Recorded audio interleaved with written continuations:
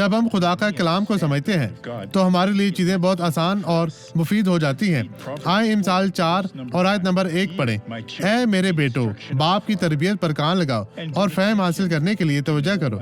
दो बहुत अहम बातें। अगर आप महसूस करते हैं कि आपको खुदा ने उसके कलाम के जरिए मलामत की है, खुदा की फरमाबरदारी करें, बस रुकिए और गुनाह ना करें। उसकी बात सुने, उस पर तवज्जो दें और समझने की कोशिश करें, क्योंकि सिर्फ डांट टपट से आपको बसीरत हासिल नहीं होगी।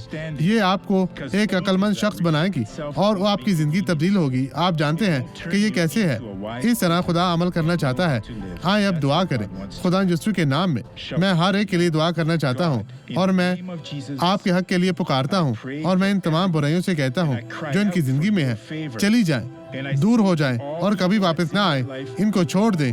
मैं यीशु मसीह नासरी के नाम में यह हुक्म देता हूँ कि मसीह यीशु नासरी आपके साथ है और आप कहें, तेरा शुक्रिया खुदावंद और आमीन। खुदावंद आपके साथ हो।